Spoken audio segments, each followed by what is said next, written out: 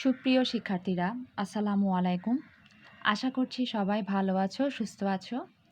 Islamia college চট্টগ্রামের পক্ষ থেকে আরও একটি অনলাইন ক্লাসে তোমাদেরকে স্বাগত জানাচ্ছি। তোমাদের সাথে আছি আমি নিশাত জাহান, প্রভাষক, মার্কেটিং বিভাগ। বিবিএস পাস প্রথম বর্ষের যারা ছাত্রছাত্রী আছো তাদের জন্যই আজকের এই ক্লাসটি। তোমাদের মার্কেটিং দ্বিতীয় পত্র অর্থাৎ আমদানি রপ্তানি ব্যবস্থাপনায় ইন্টারন্যাশনাল ট্রেড থিওরি নামে একটি চ্যাপ্টার আছে, অর্থাৎ দ্বিতীয় অধ্যায় থেকে একটা টপিক নিয়ে আজকের ক্লাসে আমি আলোচনা করব। ইন্টারন্যাশনাল ট্রেড থিওরির 3টি অংশ আছে, এগুলো আমি গত ক্লাসে বলেছি। একটা হচ্ছে ক্লাসিক্যাল থিওরি, একটা neo classical theory and then modern theory. Classical থিওরির আবার দুটো অংশ, একটা হচ্ছে অ্যাডাম স্মিথের থিওরি আর একটা ডেভিড রিকার্ডোর থিওরি। তো গত ক্লাসে আমরা অ্যাডাম স্মিথের অ্যাবসোলিউট কস্ট অ্যাডভান্টেজ থিওরিটা নিয়ে আলোচনা করেছিলাম, তাই আজকের ক্লাসে আমরা ডেভিড রিকার্ডোর কম্পারেটিভ কস্ট অ্যাডভান্টেজ থিওরিটা নিয়ে আলোচনা করব। ডেভিড রিকার্ডোর তুলনামূলক ব্যয় তত্ত্ব, এটির কিন্তু আরও একটি নাম আছে, এটিকে আপেক্ষিক ব্যয় সুবিধা তত্ত্ব বলা হয়। অধ্যাপক ডেভিড রিকার্ডো তার বিখ্যাত গ্রন্থ principles of political economy and ট্যাক্সেশনে 1817 সালে এই থিওরিটি প্রদান করেছেন। এই থিওরির মূল বক্তব্য অনুসারে একটি দেশ কোনো একটি দ্রব্য উৎপাদনে তুলনামূলকভাবে অন্য কোনো দেশের চেয়ে সুবিধা পেলে সেই দেশ সেই দ্রব্য উৎপাদন ও রপ্তানি করবে, এবং যে দ্রব্য উৎপাদনে তুলনামূলকভাবে অসুবিধা ভোগ করবে সেটি সে উৎপাদন না করে আমদানি করবে। এর ফলে দুটো দেশের মধ্যে বাণিজ্য সংগঠিত হবে। এখন মনে হতে পারে যে এটা অ্যাডাম স্মিথের থিওরির সাথে মিল আছে, যেটা আমরা গত ক্লাসে পড়েছিলাম। অ্যাডাম স্মিথের থিওরিতে ছিল যে একটি দেশ একটি পণ্য উৎপাদনে সর্বোচ্চ পরিমাণে সুবিধা পেলে সেই দেশ সেই পণ্য বেশি পরিমাণে উৎপাদন করবে এবং রপ্তানি করবে, এবং যে পণ্য উৎপাদন করতে সর্বোচ্চ পরিমাণে অসুবিধা ভোগ করবে সেই পণ্যটি উৎপাদন না করে অন্য দেশ থেকে আমদানি করবে, ফলে দুটো দেশের মধ্যে বাণিজ্য হবে। তো এখানে কিন্তু সর্বোচ্চ একটা কথা বলা হয়েছে, সর্বোচ্চ বা চরম ব্যয় বা পূর্ণাঙ্গ ব্যয়ের কথা বলা হয়েছে। অর্থাৎ সর্বোচ্চ পরিমাণে সুবিধা যে পণ্যটি উৎপাদন করতে গিয়ে পাবে শুধুমাত্র সেই পণ্যটি উৎপাদন করবে।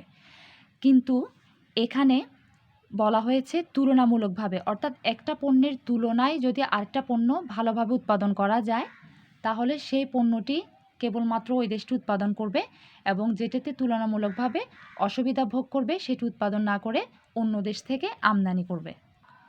তাহলে আমরা দেখতে পাচ্ছি অ্যাডাম স্মিথের থিওরিতে বলা হয়েছে সর্বোচ্চ পরিমাণে সুবিধার কথা, কিন্তু ডেভিড রিকার্ডোর থিওরিতে বলা হচ্ছে তুলনামূলকভাবে একটা পণ্য থেকে আরেকটা পণ্য উৎপাদন করতে যে সুবিধা পাওয়া যায় সেটার কথা। অর্থাৎ এই ক্ষেত্রে আমার দেশ যদি একটা পণ্য উৎপাদনে খরচ কম হয় তাহলে সেই পণ্যটি বেশি পরিমাণ উৎপাদন করার চেষ্টা করবে এবং রপ্তানি করবে, আর যে পণ্যটি উৎপাদন করতে বেশি পরিমাণে খরচ হচ্ছে সেটি উৎপাদন না করে অন্য দেশ থেকে সেটি কম খরচে আমদানি করার চেষ্টা করবে। এর ফলে হবে কি, দুটো দেশের মধ্যে বাণিজ্য সংগঠিত হবে। এই থিওরির কিছু কন্ডিশন আছে, কন্ডিশনগুলো কি কি আমরা এখন দেখি।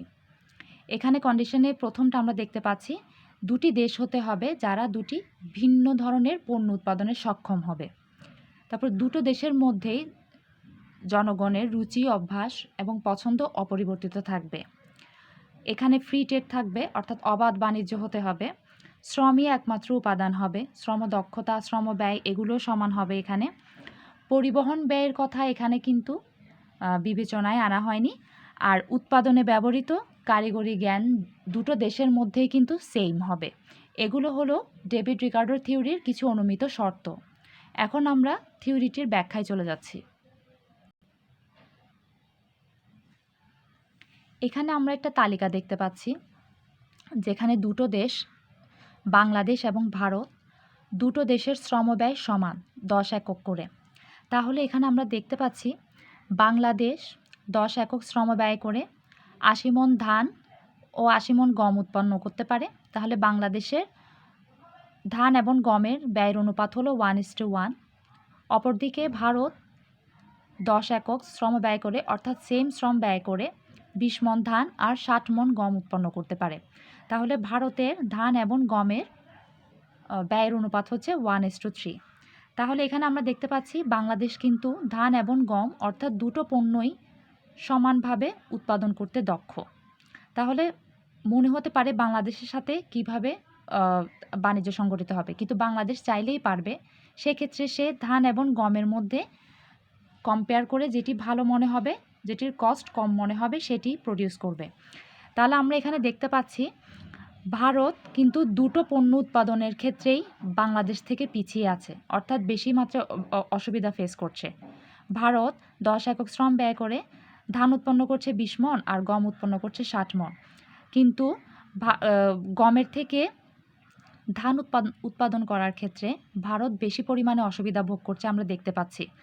80 আর 20-এর গ্যাপ কিন্তু 80 আর 60-এর চেয়ে অনেক বেশি, এটা আমরা জানি। তো এক্ষেত্রে আমরা বাংলাদেশ করবে কি, বেশি পরিমাণে ধান উৎপাদন করবে এবং রপ্তানি করবে, আর ভারত বেশি পরিমাণে গম উৎপন্ন করবে এবং রপ্তানি করবে। ফলে বাংলাদেশ এবং ভারতের মধ্যে বাণিজ্য সংগঠিত হবে। এখন আমরা একটা গ্রাফিক্যাল প্রেজেন্টেশন দেখি। এখানে OX অক্ষ বরাবর ধান রাখা হয়েছে আর OY অক্ষ বরাবর গম। তাহলে এই ছক অনুসারে বাংলাদেশ 10 একক শ্রম ব্যয় করে OD পরিমাণ ধান আর OA পরিমাণ গম উৎপন্ন করে।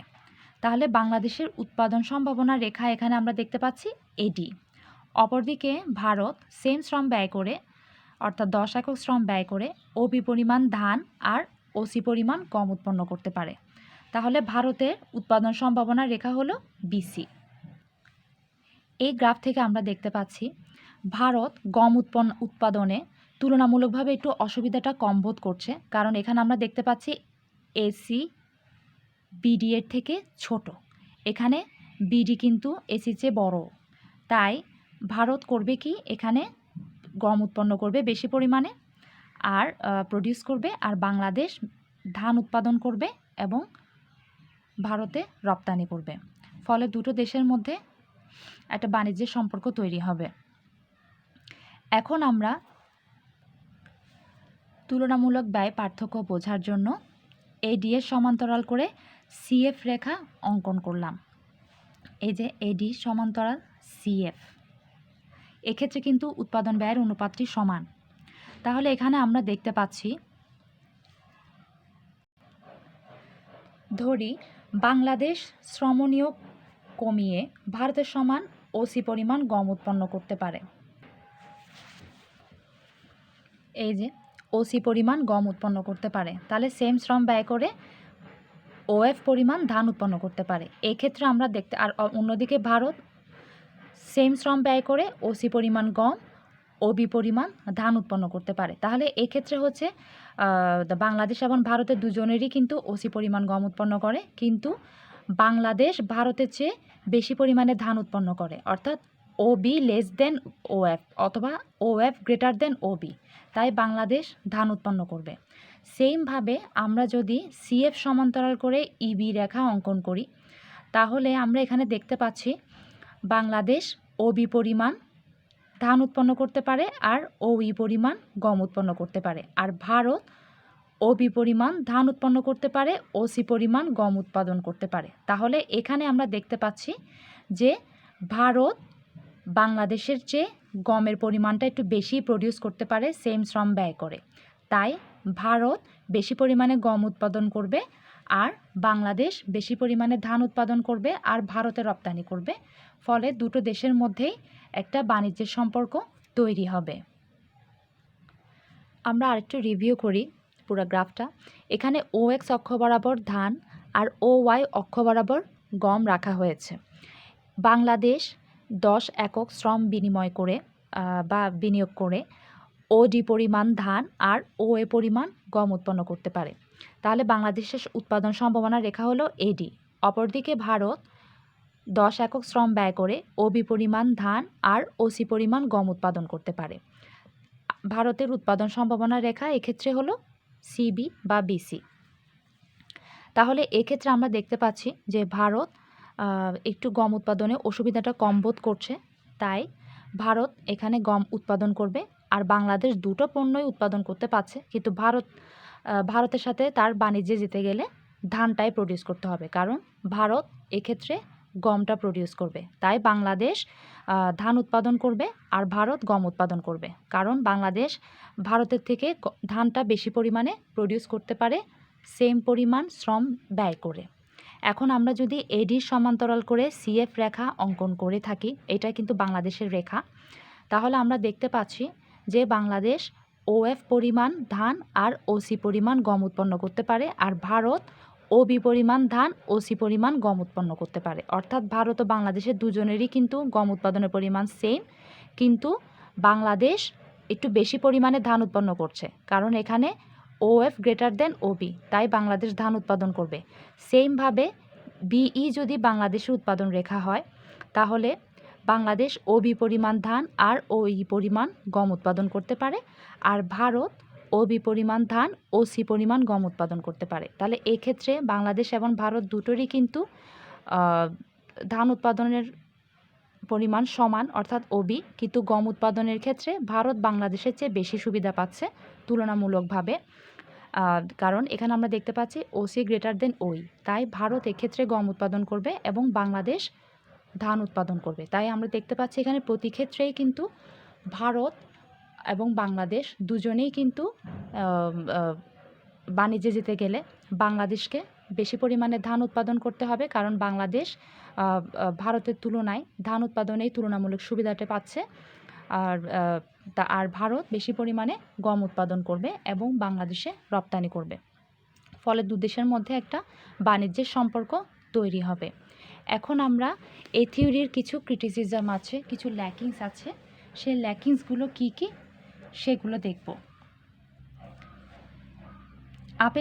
আপেক্ষিক বা তুলনামূলক থিওরিটি কিন্তু শ্রমমূল্য তত্ত্বের উপর ভিত্তি করে প্রতিষ্ঠিত। শ্রমমূল্য তত্ত্বের উপর প্রতিষ্ঠিত হলেও বাস্তবে কিন্তু শ্রমমূল্য তত্ত্বের শ্রম ছাড়াও খাজনা, সুদ, মুনাফা এসব খরচ কিন্তু আসে, তাই এটা কিন্তু একটা ল্যাকিংস এখানে। এছাড়া আমরা যে কন্ডিশনগুলো পড়েছিলাম, অর্থাৎ কিছু শর্ত আমরা পড়েছিলাম শুরুতে, ক্লাসের শুরুতে, সেই শর্তগুলো দেখলেও কিন্তু আমরা এই থিওরির যে ল্যাকিংসগুলো আছে সেগুলো বের করতে পারবো। তো আমরা শর্তগুলো একটু দেখি আগে আবার। যেমন এখানে বলা হয়েছে দুটি দেশ যারা দুটি ভিন্ন ধরনের পণ্য উৎপাদন করে। ইন্টারন্যাশনাল ট্রেড সবসময় যে দুটো দেশ বা দুটো পণ্য নিয়েই হবে তা কিন্তু না, দুইয়ের অধিক দেশও কিন্তু ইনভলভ থাকতে পারে, তাই এটা একটা সমালোচনা।